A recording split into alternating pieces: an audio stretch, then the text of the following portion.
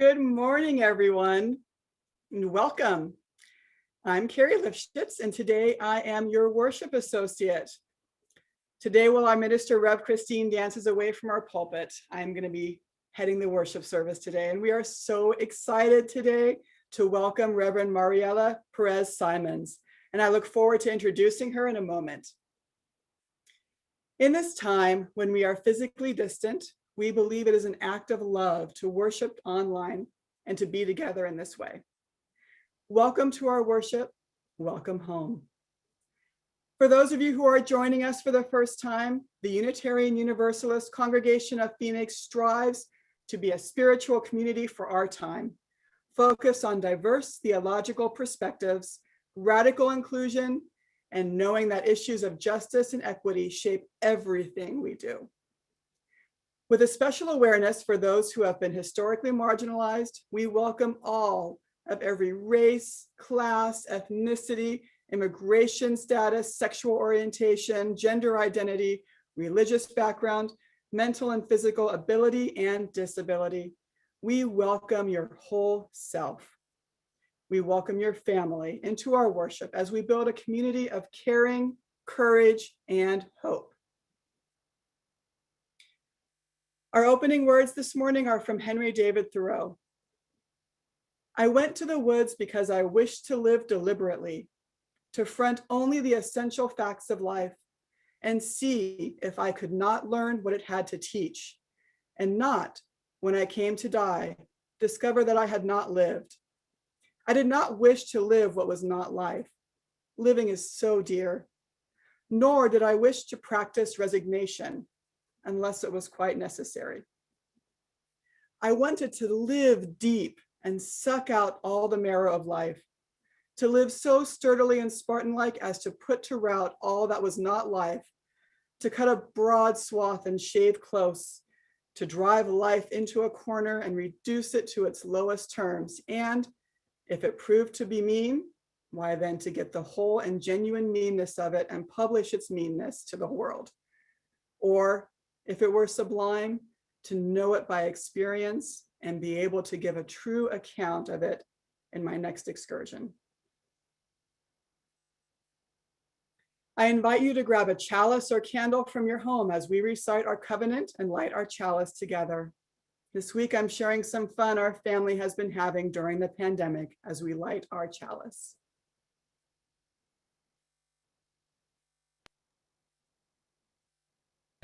Yeah. Love is the doctrine of this congregation. The quest for truth is our sacrament. And service is our prayer, to dwell together in peace, to seek knowledge and freedom, to share our strength and fellowship. Thus do we covenant.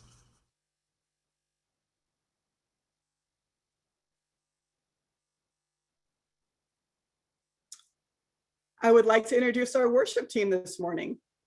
Our music director, Benji Messer. Our director of children's ministries, Katie Resendez. You'll see our pianist, Mary Coda, on video today. And today our Zoom operator is Bonnie White. And our chat chaplain is Brad Chapman. And today I am thrilled to welcome our service leader this morning, Reverend Mariela Perez-Simons. Reverend Mariela is a Cuban-American UU minister who teaches about religious naturalism, soul, social change, and emotional intelligence. Rev Mariela was born and grew up in Cuba under a dictatorship at a time when religion was forbidden, which instilled in her a commitment to the freedom of individuals to seek truth and meaning in their own terms and create change in the world. She and her family became political refugees in the United States in 1995. Reverend Mariela earned an MFA in Writing and Literature from Bennington College in Vermont and a Master's of Divinity from Meadville Lombard Theological School, where she received the Charles Billings Prize in Preaching, which is given to a graduating student for excellence in preaching, which you will see why later on today, and the Faculty Prize for Religious Leadership, which is given to a graduating student whose tenure at Meadville embodies the values of liberal religious ministry. She can be found on social media under the username of @RevMariela and at www.revmariela.com. Welcome, Reverend Mariela. We're so happy to have you today. It is a joy. I'm having a blast already. Thank you for having me. And I lived in Phoenix for a while. I'm now in Grand Rapids, Michigan, but I live there. It is good to be with you. Thank you for having me. Thank you. Okay, so our chat today is open. You can chat with everyone or just to our panelists. And our service is automatically captioned. If you're joining us on a phone or a tablet, you should already be seeing the captions. If you're on a computer and you want to see them, you'll need to click the live transcript button at the bottom of your screen and then choose Show Subtitle. As always, we invite you to check in on UUCP on social media with the hashtag UUAnywhere. There is much to do in our community, which you can find in our newsletter Compass. You can sign up for Compass at our website, phoenixuu.org. So I have a couple of announcements to make. First, it appears that the gift card scam is going around again. So just a reminder, Rev Christine would never email asking for money or gift cards.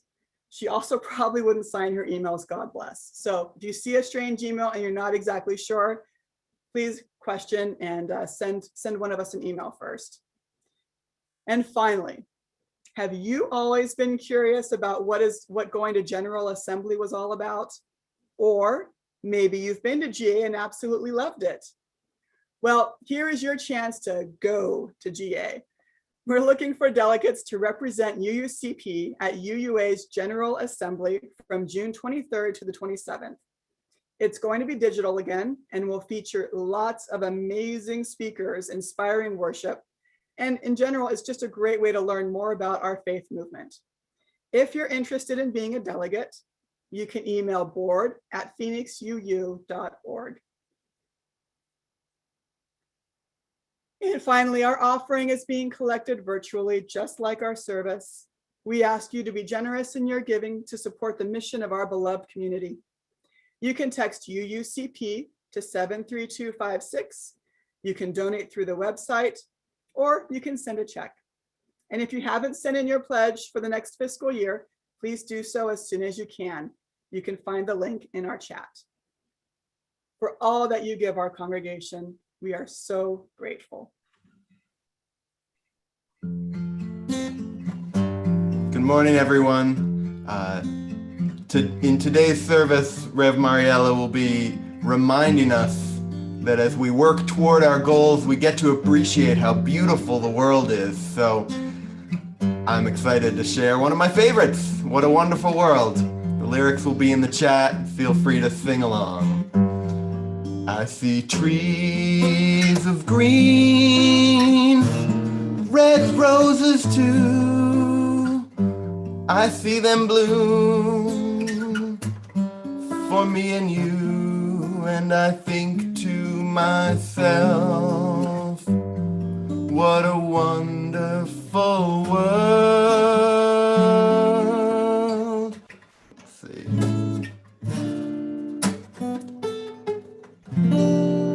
I see skies of blue and clouds of white, the bright, blessed day and the dark, sacred night. And I think to myself, what a wonderful world.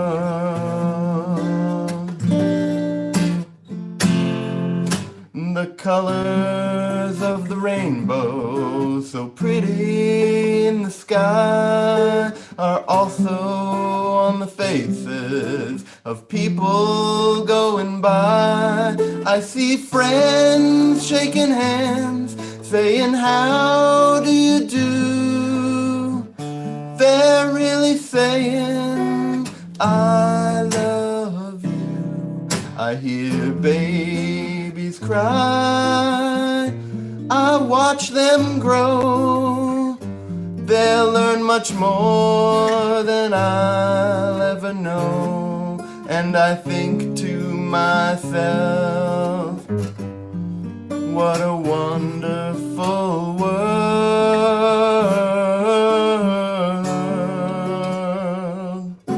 Yes, I think to myself, what a wonderful world.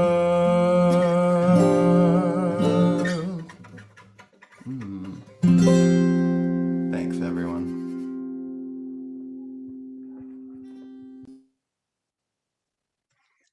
Good morning, everyone. I'm Katie Resendez de Perez, and I'm the Director of Children's Ministry here at UUC Phoenix. From the time Misha was born through when they were very young, they remember their grandfather always being there.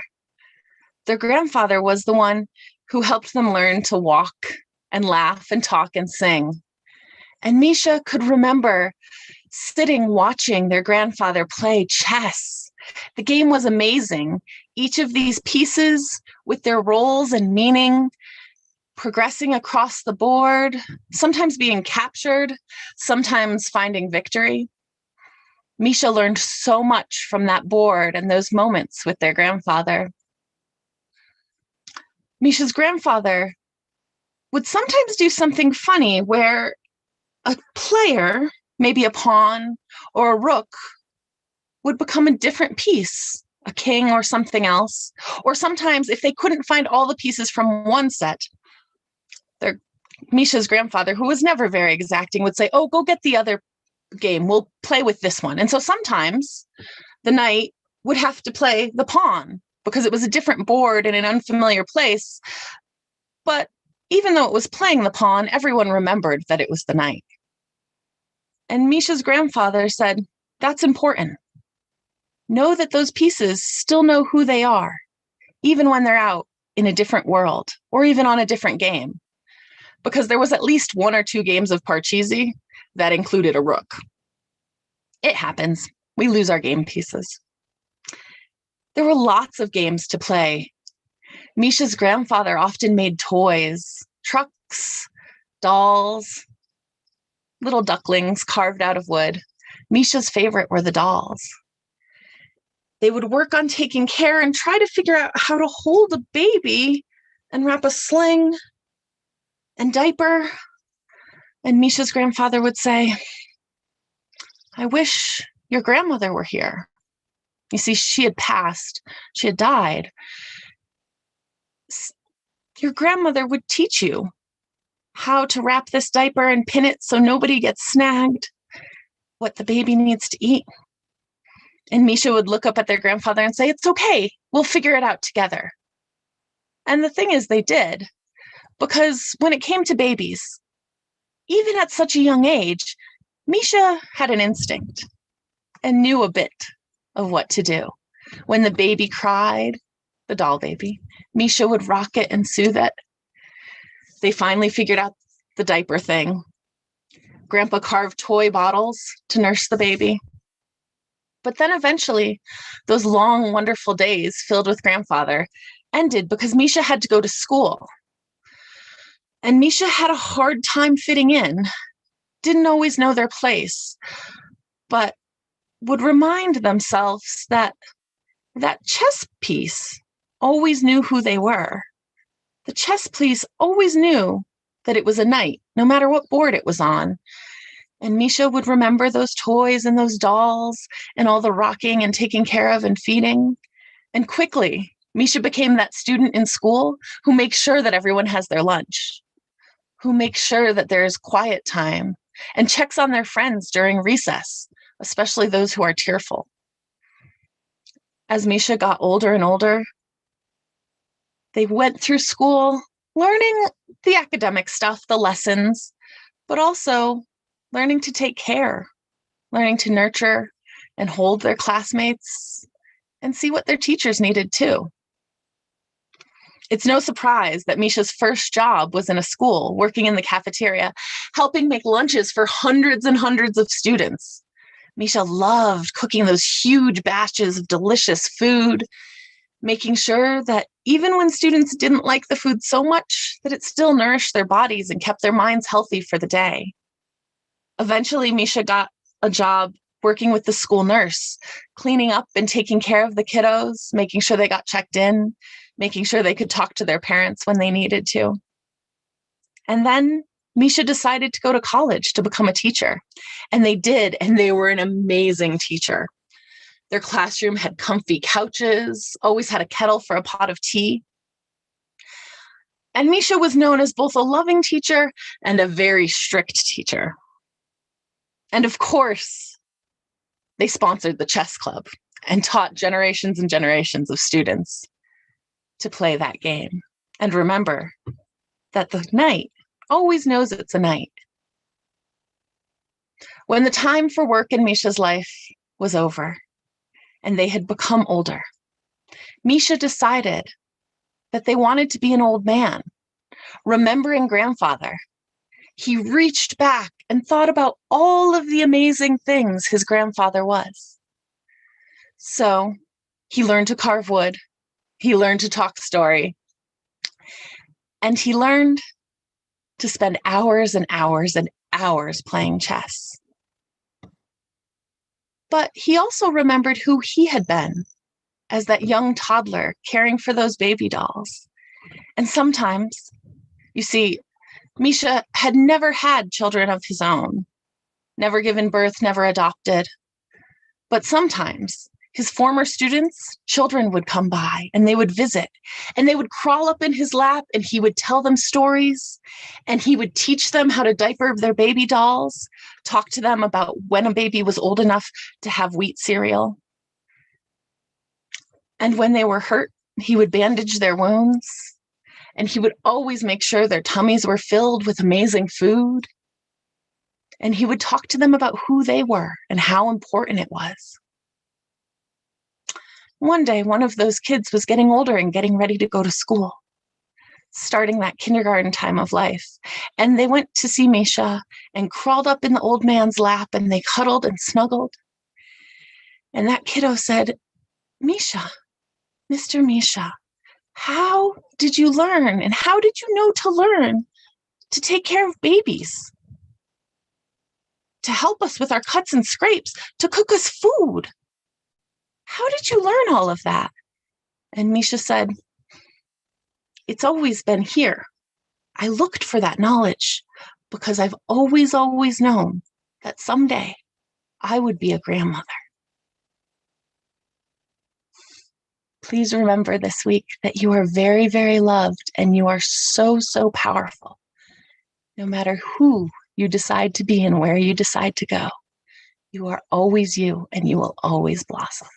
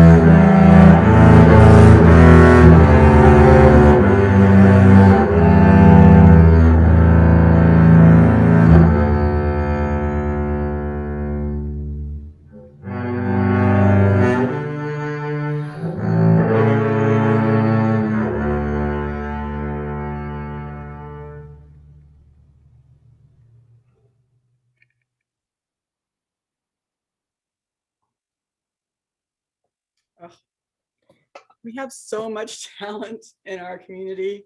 Thank you so much for that, Glenn. That was amazing improvisation. It is time when we share the joys and sorrows of our community. Being together, it is good to share, to support each other, and to connect. Please write any joys and sorrows or what you want our community to know about. Please put your name at the beginning so I know who it is. I'm new here. And if you want to be it private and only to me or to our Benji and Katie, not to be shared out loud, please put the word private at the beginning and just send it to panelists so we can hold it in our hearts.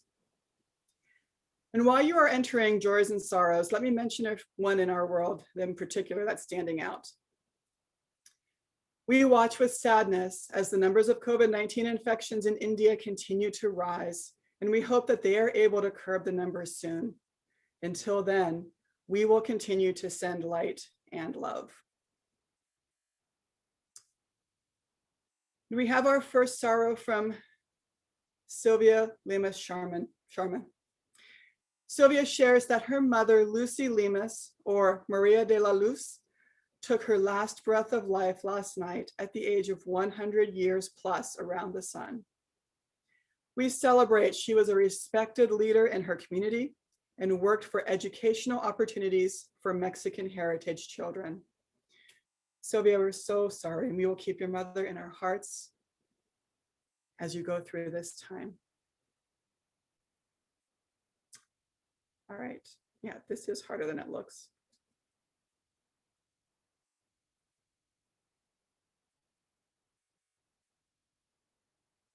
We have a lot of people talking about how grateful they are to Katie because it was a beautiful story that she wrote. And the Lifshitz family wishes Happy Mother's Day to our worship associate. From Karen Quinn, my mom, age 91, has undergone a serious operation in the UK. Many of you know her as she has visited UUCP many times. We are so grateful she has made it through the op, but she is terribly alone. And today she seems to be spending the day crying, so she can't hear her children when we phone her. It is hard to be so far away. Oh, Karen, it is so hard to be far away. And we will be sending your mom love and sending you and your family love.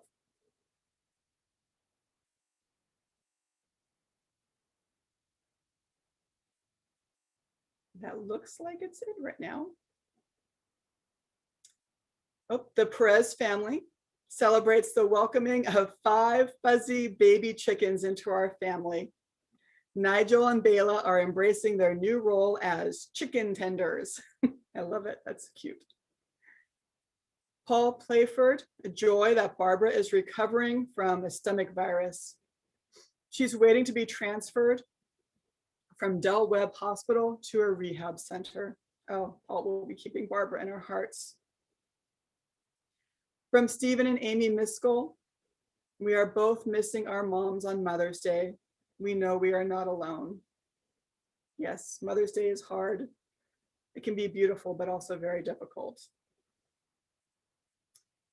Barbara and Dave Cawthorn, it is our pleasure to be in Denver helping our son and their grandson move into their new home. Oh, that's wonderful, Barbara.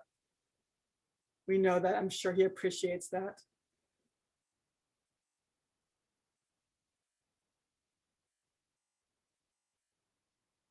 Okay.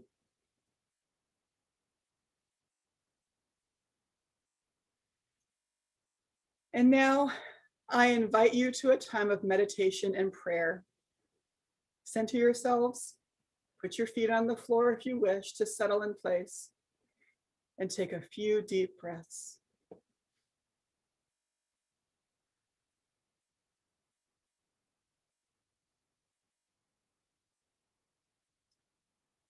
A meditation on goodness by Samuel Trumbore. Goodness is a means, not an end. Look within. Who can stop the hunger for more than we deserve? Who can prevent a jealous thought from urging us to protect our hearts?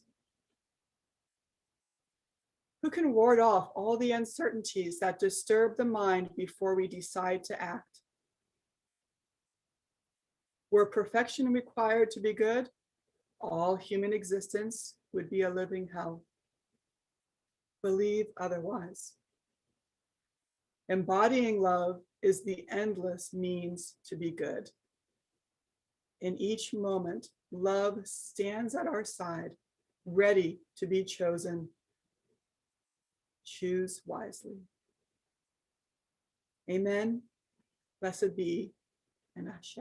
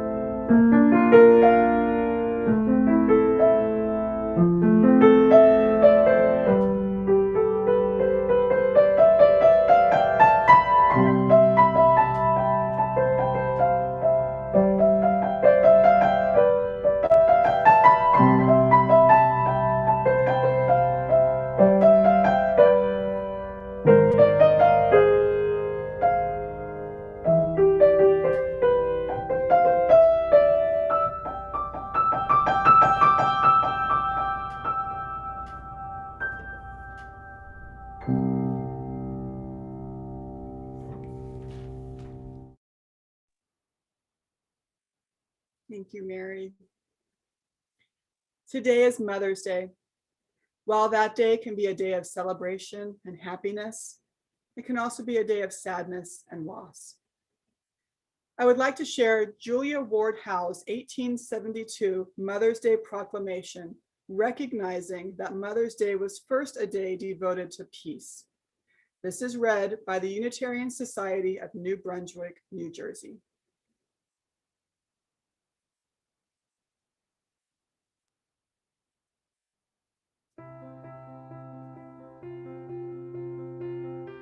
Arise, all women who have hearts. Whether your baptism be that of water or of tears.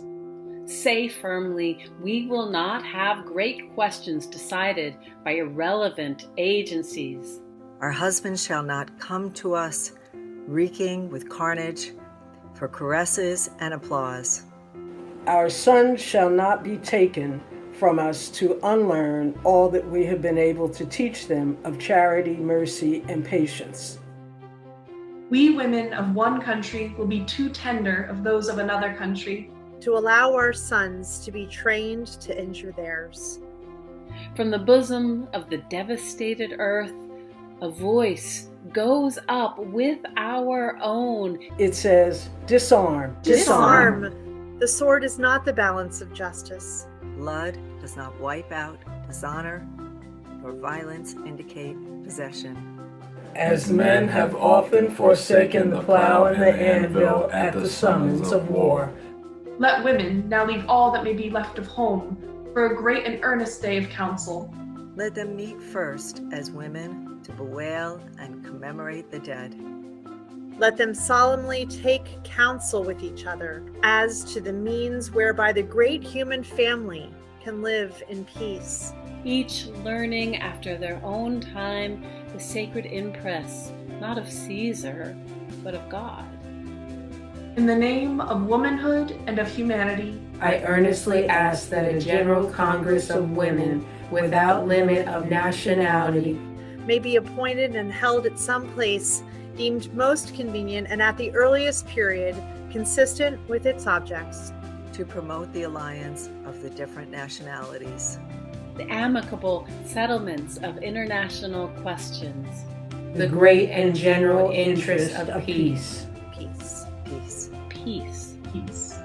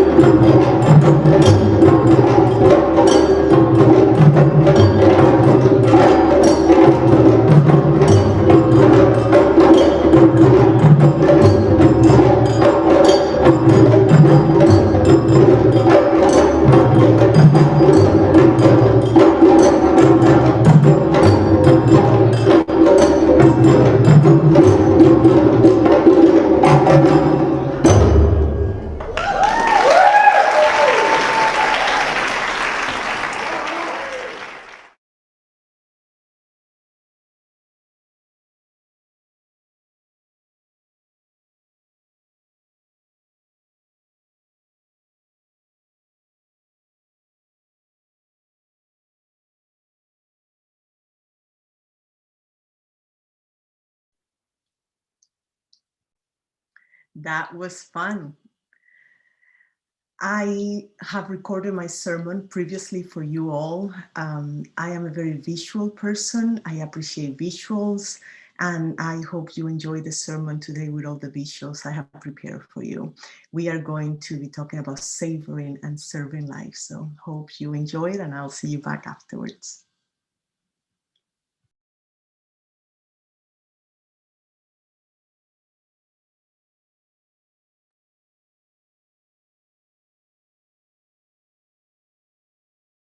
Hello, for those of you who don't know me, I'm Reverend Mariela. I use the Reverend in front of my name, not because I'm a Reverend, although I am, after 3 years of seminary and a lengthy process of ordination, but I use Reverend as a verb because I have the deepest reverence for life.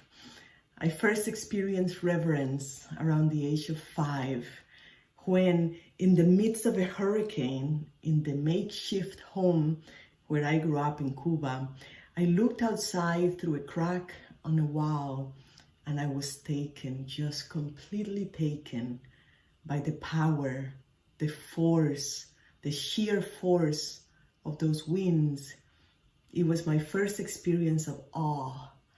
I never forgot the rush of energy in my little body, that feeling of fright, but also amazement, feeling so small in the presence of something so powerful and so big, but also feeling deep reverence at its tremendous power and beauty.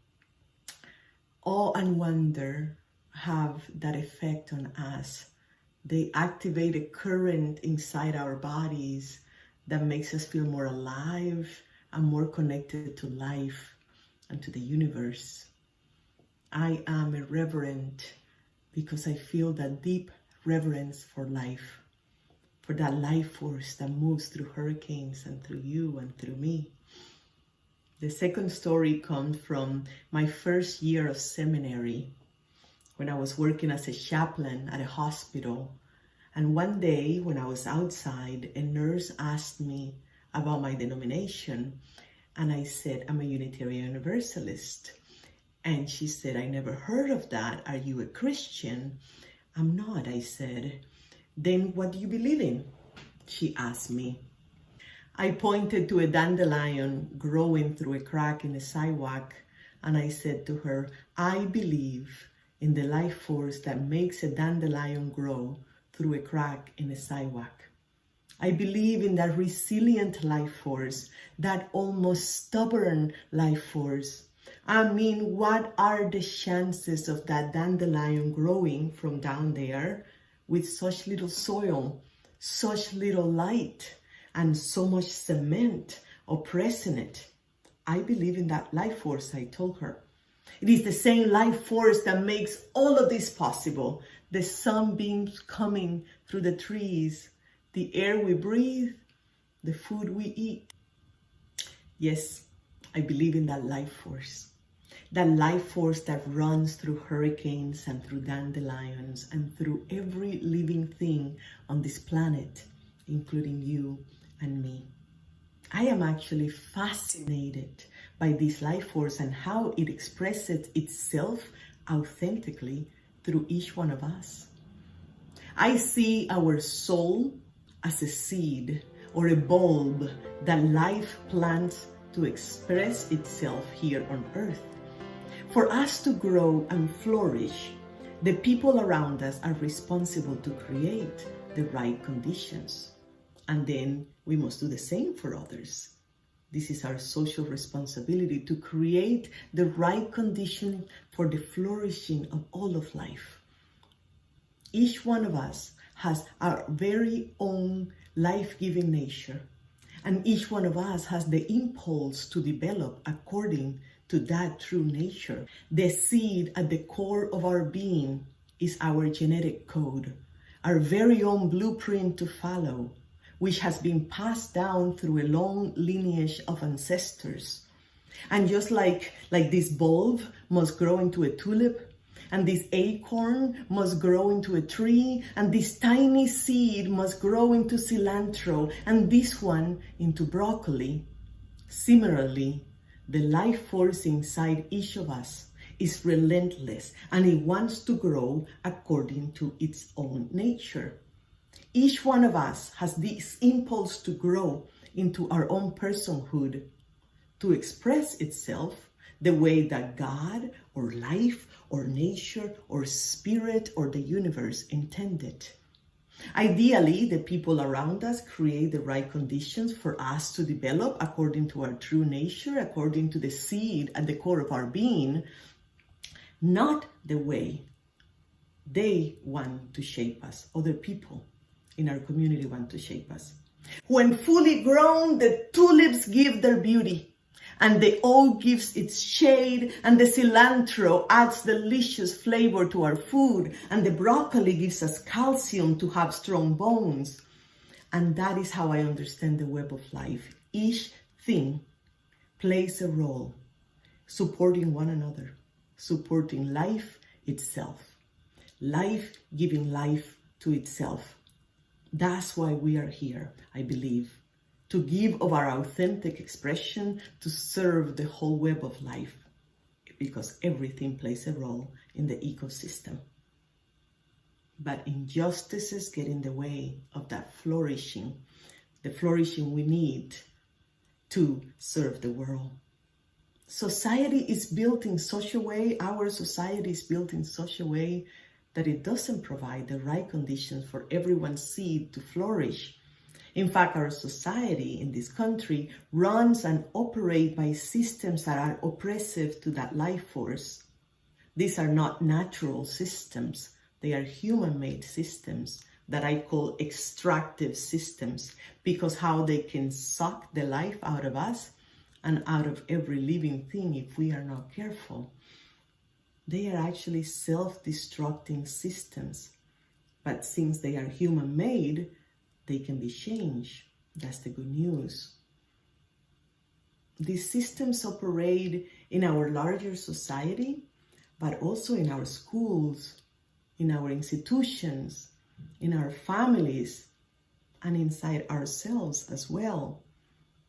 And so the question I constantly ask myself is this: is this life-giving? Is this life-giving to me or to others? Is this constant sense of urgency, this go, go, go, go, go, where I can't even catch my breath, is this life-giving? No, it isn't. Are my prejudices life-giving? No, they're not. Is buying the largest house I can afford and isolating myself in there life-giving to myself or to others? It is not. Those are the questions I try to ask myself to make sure I'm orienting myself towards life and not towards capitalism and those systems that oppress my life force and the life force of so many others. I believe, beloveds, that if we are to heal ourselves, our society, and our planet, we need to adopt better social systems that protect all of life. Because the systems that rob us of our life force also extracts life from Pachamama, Mother Earth, Madre Tierra. I'm interested in oppression and repression and depression, because these lived experiences has made me understand how they are all connected. How capitalism, the patriarchy, white supremacy, the desecration of the earth, the disrespect and violence towards women, ableism, racism, transphobia, and so on and so forth are all related and are all harmful to our society and to ourselves as individuals, as well as to the earth. It's important for us to look at these systems, to really look at them and see how they extract our life force. And I think we also need to find and embrace the opposite desperately, urgently.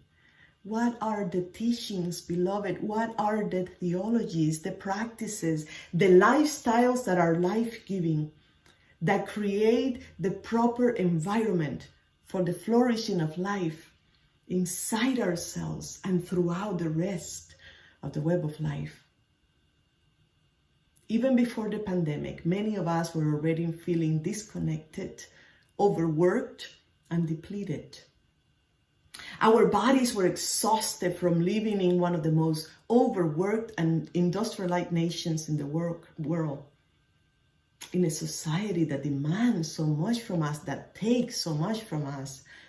And then with the pandemic, our inner resources were depleted even more. So what do we do now? What do we do now? How can we replenish our low resources? How can we regain our vitality? How can we bounce back after the pandemic, but not go back to the unhealthy habits that were causing so much harm to ourselves and to the earth? As a person who has lived under multiple oppressions, and as a minister whose purpose is to alleviate suffering and to awaken the love that is possible in this world, as Mark Nepo says, to awaken the love that is possible in this world, I want to share this framework with you. It's a framework I call savoring and serving. Savoring life and serving life.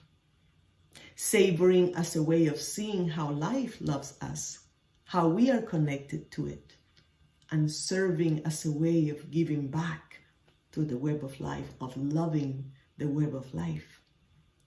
Savoring really is all about mindfulness, about paying attention to what is in front of us and what emerges through us. Savoring is all about using our senses, or coming home to our senses. And this often begins with wonder.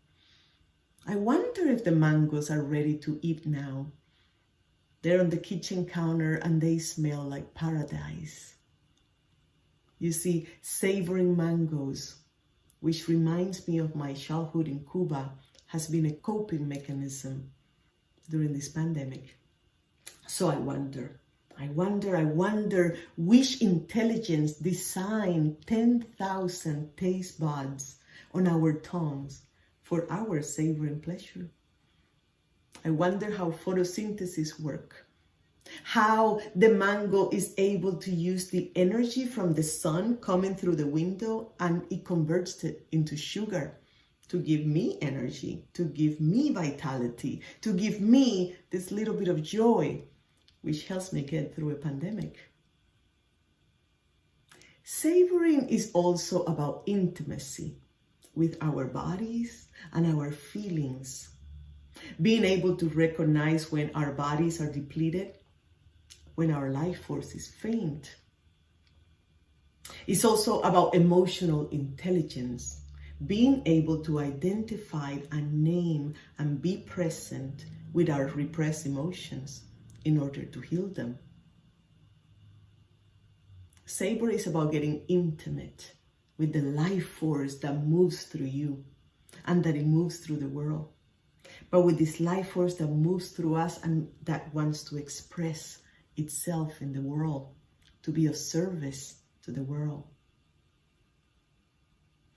And then on this other side of the infinity symbol, we have serving life, which is about giving back to the web of life. Serving is also about getting proximate to situations that are not as sweet as a mango, but that are still very much part of life and that need our attention.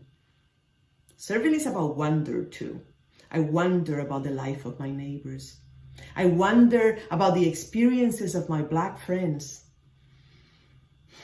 I wonder what it's like to transition from one gender to another. I wonder what it's like down at the border, and I get proximate, I get closer as a practice. I use wonder as a posture in life, as an orientation towards life, understanding life better, my life force and the life force of others. Serving is about working in service of that life force that moves through us and that wants to express itself in the world. And it's also about creating the right conditions for all of creation to grow and flourish according to their true nature, according to the seed at the core of their being.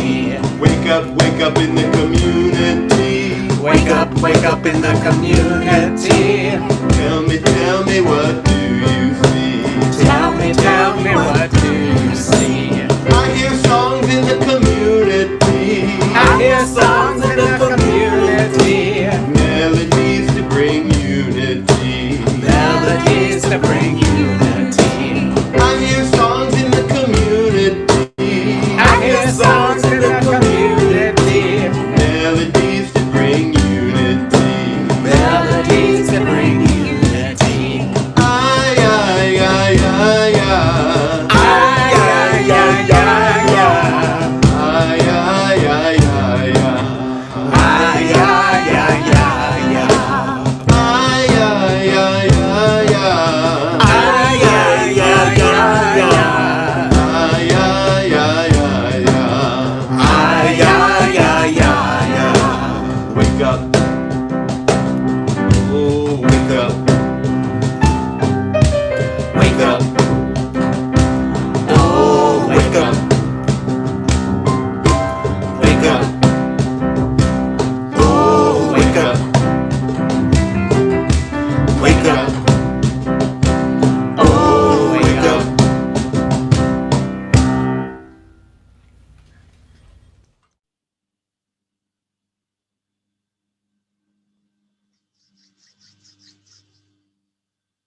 I am awake.